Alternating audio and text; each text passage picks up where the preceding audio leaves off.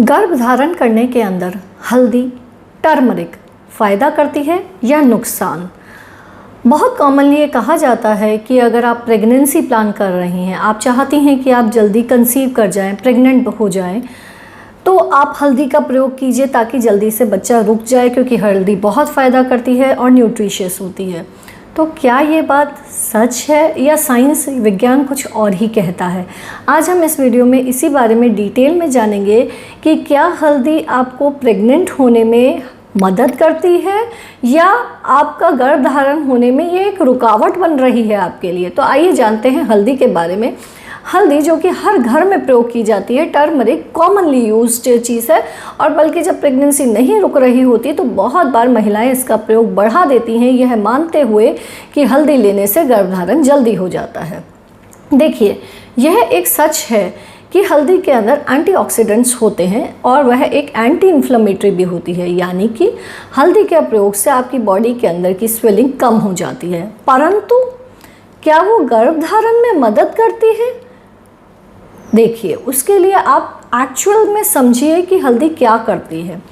हल्दी के अंदर एक कुरकुमीन नामक पदार्थ पाया जाता है। यह जो कुरकुमीन होता है, यह बच्चेदानी के अंदर की दीवार की ग्रोथ को कम कर देता है, यानी कि यूट्रस की जो लाइनिंग है, जिसे हम हमारी भाषा में एंडोमेट्रियम कहते हैं, यानी कि बच्चेदानी के अंदर की दीवार, ये उसको पतली कर देता है। जी हाँ, मैं वापस रिपीट कर रही हूँ, हल्दी के अधिक प्रयोग से बच्चेदानी की अंदर की जो दीवार है वह पतली हो जाती है।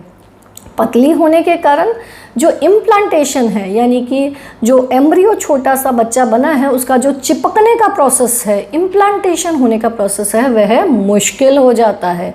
जी हाँ, हल्दी के अधिक प्रयोग के कारण बच्चेदानी के अंदर की दीवार पतली हो जाती है, जिसके कारण इम्प्लांटेशन डिफ़िकल्ट हो जाता है और कंसीव करना मुश्किल हो जाता है। तो प्रेगनेंसी अगर आप प्लान कर रही हैं, यानी कि अगर आप चाहती हैं इसी साइकिल में आपको गर्भधारण हो जाए और उस साइकिल में आप ज़्यादा अमाउंट में हल्दी खाएंगी, तो वो आपके इम्प्लांटेशन प्रोसेस से इंटरफेयर करेगा, पहली चीज़।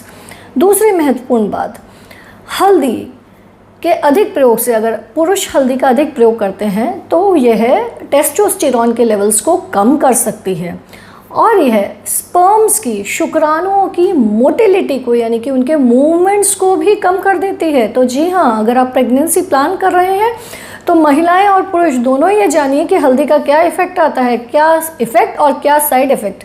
तो जी हाँ, यह स्पर्म्स की, शुक्राणुओं की मोटिलिटी को, मूवमेंट को कम कर सकती है। तीसरी महत्वपूर्ण बात, जब आप प्रेगनेंसी प्लान कर रही होती हैं तो उस टाइम पे बहुत सी बार जब आपका ट्रीटमेंट चल रहा होता है तो बहुत सी आपको दवाइयाँ दी जाती हैं, जैसे कि ईस्ट्रोजन सप्लीमेंट्स दिए जाते हैं, इकोस्प्रिन वगैरह दी जाती है, खून पतला करने की दवाइयाँ दी जाती हैं। तो हल्दी का अधिक प्रयोग इन दवाइयों के मेटाबॉलिज्म के अंदर इंटरफेयर करता है, यानी कि इन दवाइयों का पूरा असर नहीं हो आ पाता है और गर्भ धारण करना मुश्किल हो जाता है। तो फिर क्यों कहा जाता है कि हल्दी का प्रयोग कीजिए, हल्दी बहुत फ़ायदा करती है? चलिए इसके बारे में भी जानते हैं। देखिए, हल्दी क्योंकि एक एंटी इन्फ्लेमेटरी है, ये आपकी स्वेलिंग को कम कर रहा है। तो बहुत सी कंडीशंस जैसे कि पीसीओडी है, एंडोमेट्रियोसिस है, बच्चेदानी के फाइब्रॉइड्स हैं, इन सब में जब हल्दी दी जाती है तो ये सभी चीज़ें थोड़ी कम हो जाती हैं। लेकिन इनका कम करने का जो इफ़ेक्ट है उसके कारण बच्चेदानी की दीवार भी पतली हो जाती है। तो अगर आप प्रेगनेंसी प्लान नहीं कर रही हैं, यानी कि आपका अभी ये विचार नहीं है कि 3-4 महीने आपको प्रेगनेंसी चाहिए, और अगर आपको इनमें से कोई भी कंडीशन है, यानी कि पीसीओडी है, एंडोमेट्रियोसिस है, फाइब्रॉइड्स है, तो आप डेफिनेटली हल्दी का प्रयोग कीजिए। वो इस चीज़ों में हेल्प करेगी आपको। इसका एंटी इन्फ्लेमेटरी जो असर है, एंटीऑक्सीडेंट जो असर है, वह आपके शरीर को हेल्प करेगा आगे 4 महीने बाद कंसीव करने में। परंतु अगर आप इसी साइकिल में, यानी कि इस पर्टिकुलर मंथ में प्रेगनेंसी प्लान कर रही हैं, तो आप इसी पर्टिकुलर साइकिल में हल्दी का प्रयोग अधिक नहीं कीजिए, क्योंकि आप अधिक प्रयोग करेंगे तो आपकी बच्चेदानी की दीवार पतली हो जाएगी, जो कि आपको गर्भधारण नहीं करने देगी। तो मॉरल ऑफ द स्टोरी ये है, यानी कि मैं आपको ब्रीफ में ये बोल सकती हूँ कि अगर आप प्रेगनेंसी प्लान कर रहे हैं, आपको रिजल्ट नहीं आ रहा है, तो अगर आपके प्लानिंग के महीने नहीं है, यानी कि आप चाहती हैं कि 6 महीने बाद प्रेगनेंसी हमको प्लान करनी है, तो इनिशियल 4-5 महीने आप डेफिनेटली हल्दी का प्रयोग कर सकती हैं। परंतु जिस पर्टिकुलर महीने में आप प्रेगनेंसी प्लान कर रही हैं उस महीने हल्दी का अधिक प्रयोग नहीं कीजिए। नॉर्मल अमाउंट में जो हम खाने में डालते हैं उससे कोई खास फर्क नहीं पड़ता है, परंतु जो अधिक अमाउंट में यानी कि हल्दी के सप्लीमेंट्स लिए जाते हैं या एक्सेसिव अमाउंट में हल्दी का प्रयोग किया जाता है वो उस पर्टिकुलर साइकिल में जिसमें आप प्रेगनेंसी प्लान कर रही हैं उसमें मत कीजिए, अन्यथा आपको प्रेग्नेंट होने में बल्कि तकलीफ आ सकती है।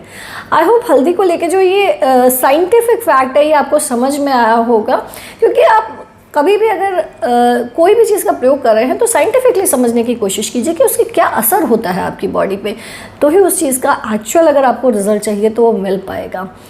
आयुर्वेद बहुत ही इम्पॉर्टेंट और अच्छी चीज़ है, लेकिन उसका सही यूज़ होना उससे भी ज़्यादा इम्पॉर्टेंट है। आई होप आपके कन्फ्यूजन्स हल्दी को लेके क्लियर हो गए होंगे। फिर भी कोई कन्फ्यूजन हो तो आप कमेंट बॉक्स में लिख के हमसे पूछ सकते हैं। चैनल को सब्सक्राइब कीजिए। धन्यवाद।